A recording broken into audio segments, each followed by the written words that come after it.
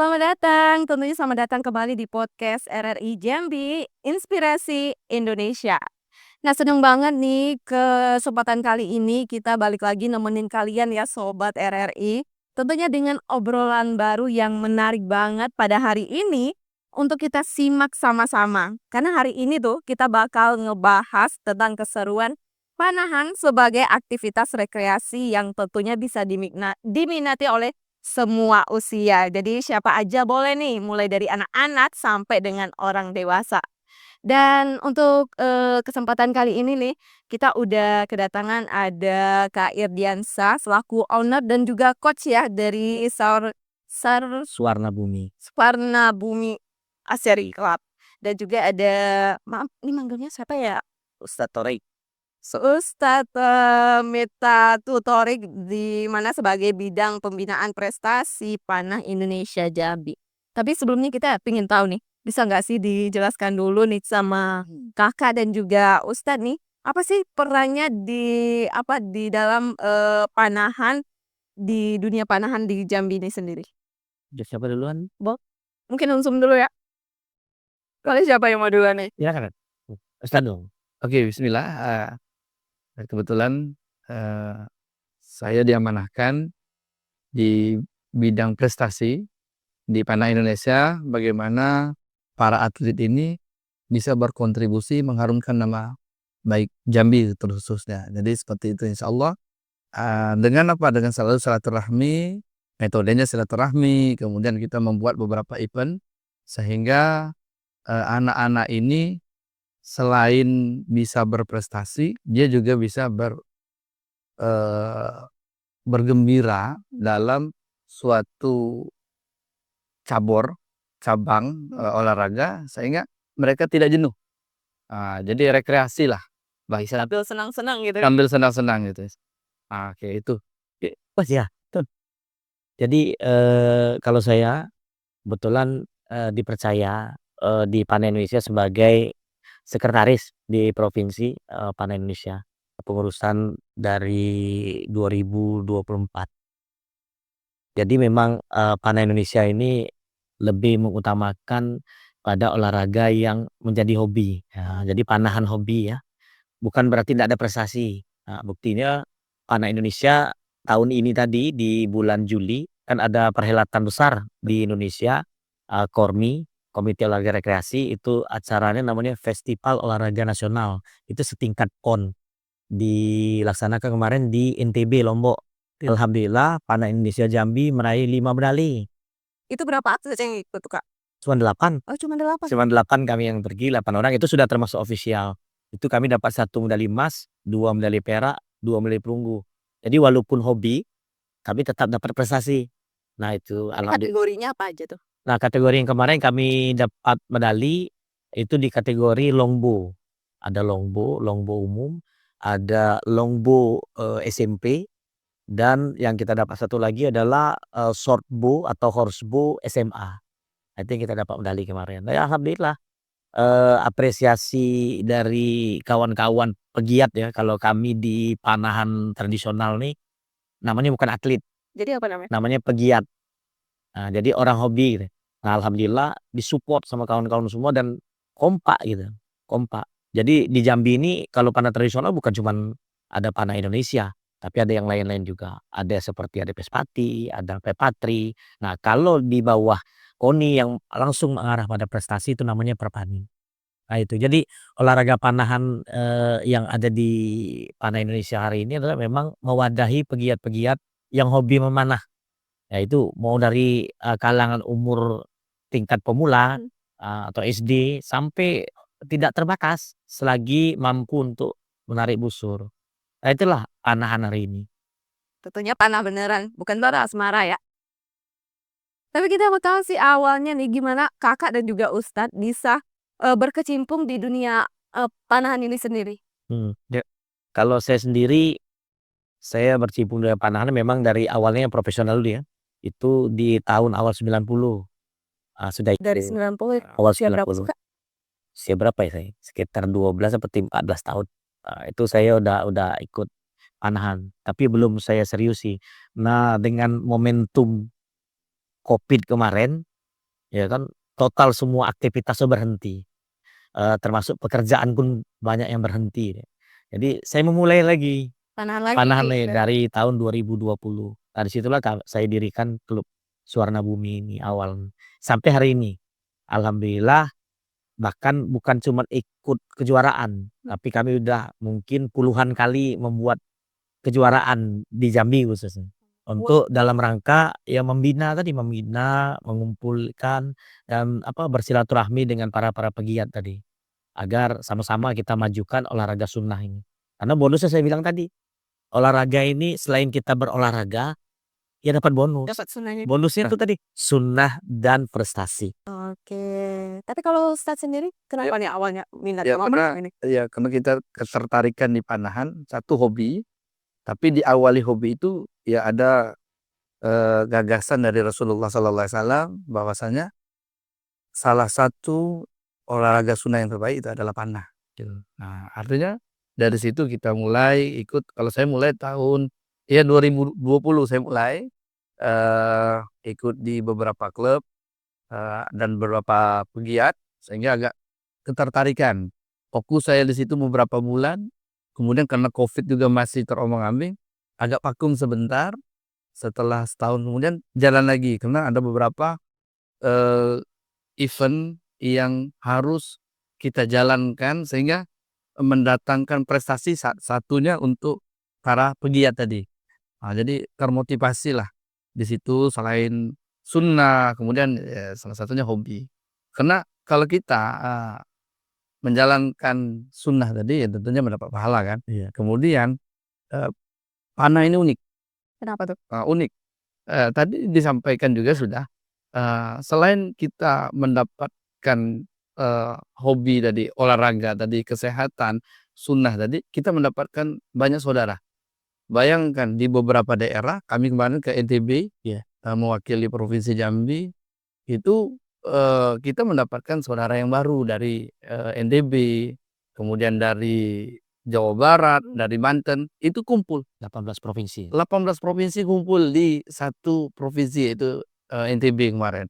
Nah, kemudian apalagi setelah itu goalnya ya kita akan membawa mereka datang ke Provinsi Jambi dengan event yang tentunya Ya profesional. profesional gitu. Sehingga ketika mereka datang, impact-nya adalah terhadap ekonomi Provinsi Jambi itu. Itu yang uniknya gitu. Tapi kalau menurut Ustadz ya sama Kakak nih, kalau misalnya apa sih daya tarik dari panahan ini sampai membuat anak-anak sampai orang dewasa tuh tertarik untuk ikut? Padahal nih di tengah gempuran saat ini kan banyak banget olahraga padel, tenis yang emang lagi hits-hitsnya nih. Apa sih beda antara panahan sama padel atau tenis dan sejenisnya nih? Pertama yang menguntungkan itu nanti yang merugikan. Boleh satu-satu gitu ya? Kalau yang Min dulu deh. menguntungkannya, kalau beda di antara olahraga yang tadi sebut, olahraga yang tadi itu mainnya indoor. Kalau panahan kan outdoor. Jadi banyak sekali para pegiat yang mungkin pengen panahan tapi enggan karena panas. Jadi kalau pemanah itu, kalaupun ada pemanah yang putih itu, kulitnya putih itu orang Korea, orang Cina, Jadi tak dan ya. jadi takut hitam. Tapi sebenarnya sehat itu, sehat. Nah, kalau yang hari ini kami merasa agak dirugikan terkait perkembangan olahraga panahan ini adalah banyak sekali pimpinan sekolah atau organisasi atau ya macam-macam lah ya, itu yang belum paham tentang olahraga panahan sendiri, filosofinya, apa yang ada terkandung dalam olahraga itu. Bukan cuma sekedar olahraga, tapi situ bisa jadi wahana untuk terapis. Karena kami pernah di klub tuh didatangkan oleh sekelompok orang terapis gitu. Mereka belajar panahan, ternyata panahan juga belajar terapis. Terapis apa? Terapis konsentrasi. Itu bisa belajar. Habis itu anak-anak autis bisa diajarkan melalui Itu ada olahraga kelas panahan. khususnya ya, Kak? Ada, bisa diinikan. Nah, tapi itu yang membuat kami ini karena belum tahu tentang olahraganya, tapi udah kejar, salah, gitu. Itu yang membuat kami agak rugi terkait perkembangan olahraga ini. Dan dinilai langsung, "Wih mahal, panahan tuh mahal." Padahal Padahal iya kan ada tingkatannya. Kalau orang Jambi bilang tuh tepuk dado nanya selero. Ya nggak? Mau yang mahal ado, mau yang ado, yang murah ado. Jadi yang penting tuh kalau di panahan tuh pertama kali itu niat, kemauan gitu. Ada nggak kita ini kan. Makanya saya bilang ini ke depan bahkan, saya berani menjaminkan gitu ya. Karena kebetulan saya bukan sekedar pengurus di provinsi, saya juga dipercaya sebagai pengurus pusat dari Panah Indonesia, saya sebagai wakil ketua bidang pembinaan prestasi pusat. Jadi saya mengusulkan ke pengurus pusat Panah Indonesia agar, akan diadakannya, kegiatan nasional dan Jambi tuan rumah tahun depan. Nah, Tahun depan. tahun depan insyaallah kalau tidak ada halangan di bulan Mei. Itu dilaksanakan di mana tuh, Kak? Dilaksanakan, nanti lapangannya kita ini kan. Tergantunglah kalau pimpinan kita yang di sini bilang lapangan sini, sini. Boleh. Yang di sana bilang lapangan di sana, kami siap. Intinya gini, tetap bersinergi karena olahraga panah itu adalah olahraga ukhuwah, olahraga bersaudara, olahraga silaturahmi. Nah, itu yang kami utamakan. Jadi yang paling penting adalah kebersamaannya, kolaborasi baik itu dari pemerintah maupun dari pihak-pihak swasta gitu. Itu yang kami harapkan, dukungannya agar olahraga panah ini yang notabene baik yang di bawah KONI maupun yang di bawah KORMI, yang sudah pernah membawa nama Jambi harum di tingkat nasional bahkan internasional, ya harusnya didukung sepenuhnya agar dapat pembinaan yang lebih baik dan dilestarikan lagi olahraganya. Dan tentunya diapresiasi. Yang apresiasi itu pasti. Alhamdulillah hari ini walaupun masih agak kurang, tapi apresiasi bagi yang berprestasi itu baik pemerintah provinsi maupun pemerintah kota Jambi bahkan kabupaten kota itu mengapresiasi cukup. Bahkan diberikan yang mendapat prestasi medali tingkat nasional itu diberikan bonus, itu berjalan. Alhamdulillah itu. Tapi ada bedanya nggak sih, Kak, antara panahan untuk kelas anak-anak, dewasa, atau mungkin lanjut usia nih, Kak? Mungkin dari besar panahnya atau Ya. busurnya nih, atau kejauhannya? Ya, jadi kalau untuk tingkatan memang seperti yang kami sampaikan juga, itu kategori daripada panah, Indonesia ini ada beberapa ya. Baik dari tingkat SD, SD itu pun dibagi 2. Memang kelas 1 sampai kelas 3, 4 sampai 6, itu SMP, SMA dan kategori umum. Dan umum itu ada lagi bisa lagi satu adalah master. Heeh. Nah, master itu umur yang di atas 50 tahun. Nah, itu kita coba untuk tetap difasilitasi. Nah, perbedaannya apa? Ya dari yang paling paling anak-anak sampai yang paling dewasa, perbedaannya pasti di peralatan. Itu pasti itu kelihatan sekali. Karena peralatan panahan itu sesuai dengan orangnya.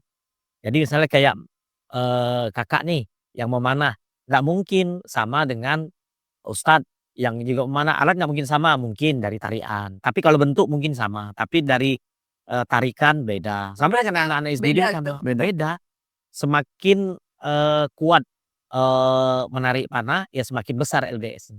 Nah, anak-anak tuh ukuran, kalau seandainya yang dewasa tuh ukuran 130 senti, yang anak-anak tuh ya 100 senti atau 110 gitu. Ada ukuran lah sesuai dengan, anak-anak masing-masing. Itu pengaruh juga nggak kalau tinggi badan sama berat badannya nih?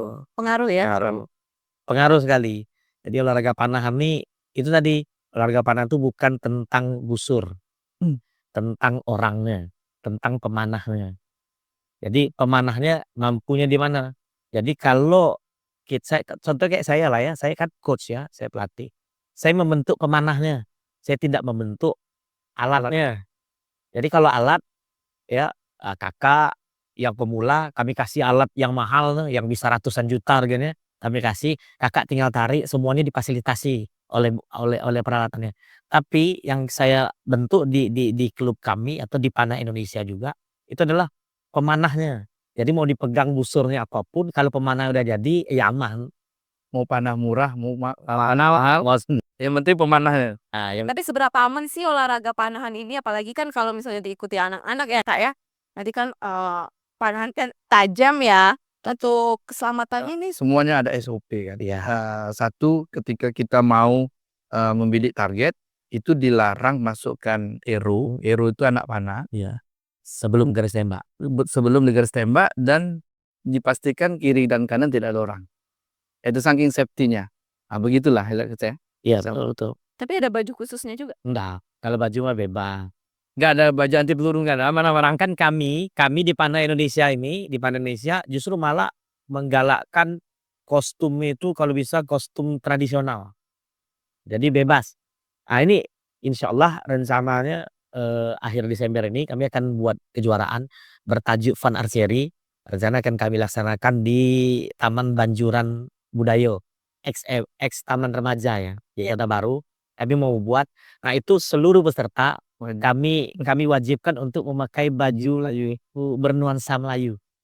Tetap pakai songket gitu? Ada bernuansa Melayu kan bebas. Bernuansa Melayu ya mereka pakai lacar, mereka pakai teguluk boleh, mereka pakai rompi batik, terserah. Tapi bernuansa Melayu.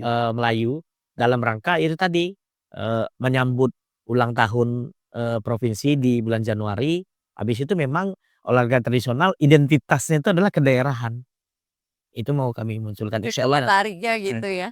Tapi ini nih Kak, kan, sering juga nih kita kadang lihat seliweran, artis-artis kan banyak juga nih yang ikut olahraga panahan. Baik dari, ibaratnya yang berpakaian syar'i sekalipun mereka ikut panahan sambil berkuda nih. Apakah ada kelas khusus untuk panahan sambil berkuda itu di Kota Jambi ini sendiri, udah ada apa belum? Oke, kalau untuk pemanah sambil berkuda, untuk sekarang itu di bawah naungan Pordasi ya. Pordasi memanah namanya. Pordasi memanah dan baru dibentuk beberapa minggu yang lalu, sentralnya itu di Pondok Pesantren Al Hidayah, Uluk. Ya. Itu sekarang, di situlah, pelatihan memanah dan berkuda ada di situ komplit. Ada lahannya kali ya? Oh lumayan Mas, arisannya apa itu dia? Apalagi untuk pemeliharaan kuda kan bukan murah kan gitu, dan alhamdulillah SDM untuk PKP Al Hidayah itu sangat memadai. Ada Jadi 12 kuda. ada 12 kuda. 12 Oh 12 12 ekor. Oke. Tapi kan kita ketahui nih ya Kak ya, kalau Ustadz sendiri nih dari pondok pesantren ya, Iya. itu kalau dari sisi pondok pesantren sendiri nih bagaimana sih pandangannya tentang panahan rekreasi sebagai pintu masuk untuk panahan prestasi sendiri, apalagi untuk siswa-siswanya Iya. nih? Jadi, anak-anak kebetulan pesantren kita itu takhasus hafal Quran. Biar tidak anak-anak jenuh, diiringi dengan, kegiatan-kegiatan sunnah salah satunya adalah memanah. Ketika mereka, beradu nyali, di dalam kompetisi, di situ akan mereka juga senang-senang, kemudian mereka juga, berprestasi. Kemudian alhamdulillah di 2 event yang sebelumnya anak kita mendapatkan medali Naik podium lah. naik podium lah gitu, naik podium. Jadi mereka senang dan bahkan tanpa kita suruh dia anak-anak itu manggil saya Baba. "Baba kapan lagi ada event? Baba kapan lagi kita keluar? Insyaallah, di bulan Januari kita akan mengadakan kejurnas, Iya. ke Juprop dan lain sebagainya." Mereka senang. Sehingga ketika mereka duduk di talaki majelis untuk menghafal Quran, mereka sudah dalam keadaan fresh. Jadi ditunggu banget sama Oh mereka nunggu banget gitu. Tapi kalau untuk standar keselamatannya nih Kak ya, untuk panah sendiri ada nggak sih standar keselamatannya dalam berpanah ini? Ada Sebelum SOP-nya kita ada. memulai untuk panahan. SOP-nya ada. Jadi itu sesuai. Jadi kalau para pegiat ataupun atlet panah tuh pasti tahu standar. Bahkan bukan cuma standar sebagai pemanah, tapi standar venue panahan itu pun ada standarnya. Nah itu Kak. Jadi memang apa ya, olahraga panahan ini candu sebenarnya. Jadi kami sudah banyak nih punya Jadi kalau udah kecanduan. itu nggak mau Apalagi kalau nggak kena sasaran yang di tengah ya, itu rasa, nice. Itu ya pengen nyoba kayak kirang garam kalau makan. Ini banyak komunitas yang terbentuk, klub-klub yang terbentuk tuh sampai begitu kerja ada waktu senggang latihan panah tetap. Sampai kayak gitu tuh yang candu sudah. di tengah kesibukannya Tengah gitu ya. kesibukannya. Tapi gini nih Kak, di Suwarna Bumi ini sendiri, kalau pendekatannya nih dalam melatih, dari tingkat anak-anak, dewasa, sampai usia lanjut itu ada pendekatannya beda nggak sih? Ada. Jadi kalau anak-anak kan, banyak sekali lah ya, mungkin agak treatment-nya berbeda dengan dewasa gitu. Ya namanya anak-anak, ada seperti yang Kakak tanyain tadi, terkait apa namanya, terkait SOP itu juga harus betul-betul ditanamkan ke anak-anak. Ya bukan berarti, mereka tahu manah atau mendadak tahu SOP-nya enggak. Tetap kita bedakan harus tahu bagi anak-anak. Kadang-kadang orang lewat dia tetap manah ya. Nah, tapi kita kasihkan treatment yang berbeda. Karena anak-anak juga kalau saya kasih busur itu juga ndak dalam waktu yang ketemu langsung busur langsung nembak enggak. Tapi kalau kakak misalnya, yang dewasa, saya pegangkan busur langsung, bisa langsung saya kasih anak panah. Karena kita pasti lebih hati-hati daripada anak-anak. Itu tadi, treatment-nya berbeda. Dan, anak-anak hari ini, alhamdulillah mereka juga bukan cuman belajar dari kita, mereka juga belajar dari media sosial, lihat, oh ini harus kayak gini, Caranya kayak gimana, gitu. Mhm. Nah, iya. makanya dengan yang dewasa lebih lebih simpel sih. Jadi ndak sampai hari ini insyaallah dan, mungkin untuk selanjutnya juga jangan sampai terjadi hal-hal yang, melanggar SOP itu. Tapi pernah nggak sih Kak, dari pengalaman Kakak nih, selama di klub ini ada kejadian yang emang cedera atau gimana nih? Kalau di Selama klub nggak pernah. Kalau maksudnya yang sampai terkena anak panah tuh nggak pernah. Tapi kalau yang jadi apa namanya ya, trauma terhadap target ada. kenapa tuh? Iya, takut lihat targetnya takut. Bisa Nggak pas-pas gitu, kan bisa, padahal bagus juara, tapi belakangan tahu-tahu lihat target tuh takut gitu, itu kayak trauma gitu. trauma sendiri Iya, gitu ya? trauma trauma sendiri dia terhadap ini, itu ada. Tapi kalau yang sampai kena anak panah nggak ada. Tapi pernah terjadi, pernah, tapi di tempat yang lain bukan ini. Itu cederanya seperti apa tuh Kak? Kaki. Kakinya tertembus anak panah, padahal itu jauh loh. Itu kejadiannya di kalau nggak salah di Stadion Triloma Juangkoni. Itu kenapa bisa kena? Padahal kan Nah itu nasib yang main tenis ya, Pak. Karena gini, kejadian tuh masih kayak apa ya, di luar nalar gitu ya. Karena manahnya di dalam stadion, Mbak tahu stadion Stadion KONI? tahu. Kan ditutup keliling. Orang yang kena ini di lapangan tenis belakang KONI. Di belakangnya ada lapangan tenis, orang lagi main tenisnya yang kena kakinya. Itu pernah. Tapi alhamdulillah enggak sampai ini dioperasi, tapi enggak terlalu karena kaki ya. Berarti lebih berbahaya panahan di outdoor di indoor daripada di outdoor ya? Iya, jadi itu tadi saya bilang, kan pernah nih saya juga buat, kegiatan diminta SOP dari pihak pengamanan, harus gini harus gini harus gini. Iya, kita sudah jalan kok, "Oh ini harus balik sini, ini harus ada," enggak juga terlalu over gitu, karena kita punya ini, kayak tadi yang saya bilang, itu semua ketutup, kok bisa kena orang ini belakang, Iya benar. ya kan? Ya nasib. Like Kalau bisa kita hindari, makanya setiap pelaksanaan, di belakangnya tetap kita lihat betul-betul tidak lintasan orang. Jadi kita bisa bisa jalan situ. Habis itu setiap venue itu antara penonton dan lapangan itu dibatasi, kalau bisa di stadion mereka di tribun, pertandingan di bawah. Atau kalau kita bertandingnya di area yang publish, ya dibatasi dengan barier atau apa. Itu. jarak yang jauh juga harusnya ya. Tapi sejauh ini nih Kak, untuk minat masyarakat Kota Jambi sendiri untuk olahraga panahan ini seberapa besar deh sampai hari Bayangkan saja Mbak, Kak ya, kejuaraan lokal saja antar klub itu bisa sampai 300 atlet atau pegiat di yang Kota ikut Jambi? di Kota Jambi. Berarti kan lumayan alhamdulillah, tapi harusnya bisa lebih banyak. Karena saya lihat banyak sekolah Islam, banyak pondok juga di Kota Jambi, harusnya bisa lebih galakkan lagi. Maka saya bilang, kami terus berbuat walaupun banyak kendalanya, kami tetap terus berbuat agar olahraga, panahan tradisional ini di bawah Panah Indonesia ini terus berkembang nih.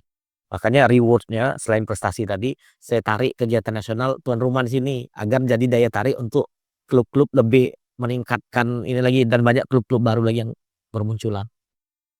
Tapi kita mau tahu juga nih Ustaz, apa emang di pesantren itu ada mata pelajaran khusus untuk olahraga panahan ini sendiri nih, Itu, yang diwajibkan? itu cuman ekstra effort Berminat aja. bagi yang berminat, tapi kita juga tetap, mempromosikan kepada pesantren-pesantren lain bahwasanya ini adalah salah satu olahraga sunnah yang disukai oleh Nabi Muhammad SAW.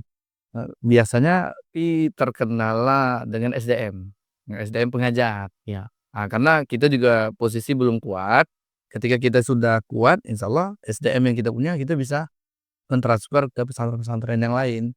Karena ada beberapa pesantren yang ada di Kota Jambi, Muaro Jambi yang ingin juga latihan manah. Bahkan pimpinan-pimpinannya pun pengen ikut juga, saking candu ngelihatnya. kita berharap RRI segera ya, Segera. segera juga karena Kalau untuk lapangannya ada ya. tapi untuk minat, dari santri-santri ini gimana nih? Agak, anggap kalau sekarang ya, Heeh. kalau sekarang itu 60%. Dari Empat seluruh dari seluruh santri, 40% kenapa terkendala mungkin, mohon maaf dari segi ekonomi, mungkin, ya mereka kan punya bidang masing-masing. Karena itu didahului, kita harus didahului dulu, kita jadi sebagai contoh. Kebetulan, saya juga sebagai Kemana? pemanah, ikut ke Pornas kemarin di NTB, alhamdulillah Beliau medali perunggu. dapat medali. Kemarin. Nah, jadi anak-anak jadi semangat. Oh, jadi langsung ustadz nih ya Iya, saya mana jadi contoh kene dari pesantren. walaupun umurnya tidak muda lagi kan, untuk anak-anak, jadi mereka semangat gitu. Bahkan sampai sekarang saya nggak mau kalah dengan santri. Untuk memotivasi mereka ya. Agar lebih semangat. Lebih semangat dan alhamdulillah, sekarang santri lebih hebat daripada saya. Dan saya kena penyakit. Sindrom tadi. Sindrom panik, saya sudah takut dengan lihat target. Dia target. Saya takut. Ada. bosen deh mainnya. Ada. Kalau latihan agak kena, tapi ketika lagi event mulai agak mulai agak gemetaran. Bapak sebabnya apa sih Ustadz? Itu wallahu alam. Tahu terjadi Takut sendiri gitu ya sama target. Atau kurang yakin gitu. Tapi sejauh ini nih untuk membentuk komunitas ini ada nggak sih tantangan bagi kakak ataupun Ustadz nih untuk mengembangkan olahraga panahan ini sendiri nih di Kota Jambi? Ada lah ya. Sampai hari ini pun klub-klub terus menambah, habis itu komunitas-komunitas yang di luar dari payung yang sudah resmi di bawah organisasi itu berdiri. Komunitas Kopatri ya, panah tradisional itu juga berdiri, itu khusus laki-laki, ikhwan gitu nih. Nah, kami juga membentuk khusus akhwat tuh jadi putri ya, khusus akhwat memanah itu. Kemarin kami buat alhamdulillah rame, antusiasnya luar biasa. Lebih antusias mana nih? Dua-duanya sama. Oh sama. Sama-sama. Bahkan yang putri itu terus bilang kami, "Bang, Om, macam-macam, Bang, Ustadz buat lagi lah khusus untuk yang putri." Antusiasnya luar biasa, terus nambah. Tapi ya memang tidak ini ya, jalannya pelan-pelan. Karena itu tadi, faktor ekonomi tadi, takut, "Oh kami nggak punya busur padahal mau mana." Padahal kalau dengan kami, datang aja ke lapangan, tapi pinjamkan busur untuk bisa mana. Yang penting ada niatnya dulu. Lihat dulu. Benar. Dan mungkin ada kolaborasi nih antara dari Ustadz sendiri dari pesantren dengan kakak nih dari klub ini sendiri untuk membentuk pemanah-pemanah Jambi yang emang profesional gitu. Iya. Ada nggak sih kolaborasinya? Iya pasti, karena satu saya memang bagian dari pengurus juga, apalagi saya di pengurus pusat juga kan, saya yang punya klub. Jadi itu memang kolaborasi itu jelas, pasti untuk melestarikan olahraga panahan ini, pasti harus ada kolaborasi antara, organisasi dan, klub-klub. Makanya saya hampir mungkin per 2 bulan, paling lama 3 bulan, itu saya buatkan kegiatan agar ada kesempatan bersilaturahmi antar klub-klub tadi. Selain silaturahmi juga ini menjadi motivasi mereka untuk menjadi jam terbang mereka sebagai pemanah tadi, pegiat tadi untuk menuju ke turnamen-turnamen besar, turnamen-turnamen daerah, turnamen nasional, bahkan sudah ada yang ikut turnamen-turnamen internasional. Dari Kota Jambi? Jambi ada yang sudah ikut di Turki kemarin. Terakhir ada yang ikut di kemarin tuh yang di Korea World Archery itu. Tapi memang kegiatan panah tradisional tidak mewakili negara dia. Dia mewakili klubnya. Klub dari satu negara itu. Nah itu yang mereka pergi. Sudah orang Jambi ini keren-keren sebenarnya. Cuman belum terlalu terpublish saja. Nggak mengasah bakatnya gitu ya kayak. Kalau dari Ustadz sendiri gimana? Iya, intinya sama lah. Karena kami kolaborasi tentu sangat penting.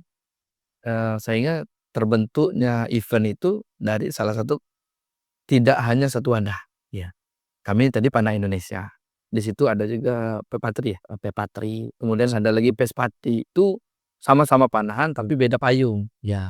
Akan tetapi dikumpulkan di satu tempat, silaturahmi, menghasilkan atlet-atlet atau pegiat-pegiat yang bisa menjadi prestasi untuk Kota Jambi, provinsi tadi. Dan bentuk event tadi. Siapa yang menginisiasi? Jadi kami enggak monopoli juga. Jadi Panah Indonesia buat nih. Besoknya kami bilang, ayo yang Pespati buat, ayo yang ini buat, ayo buat. Kami akan datang semua. Jadi itu bentuk kolaborasi tadi. Jadi bukan saja satu payung. Beberapa payung organisasi itu kami tetap baurkan agar olahraga ini olahraga bersama untuk kita saling silaturahmi. Oke, dan terakhir mungkin nih untuk pembicaraan kita pada hari ini ya, Mungkin ada pesan nih dari Kakak dan juga Ustadz untuk masyarakat Jambi tentunya agar lebih mengenal olahraga panahan ini sebagai bentuk, aktivitas positif dan juga menyenangkan ya? Ya.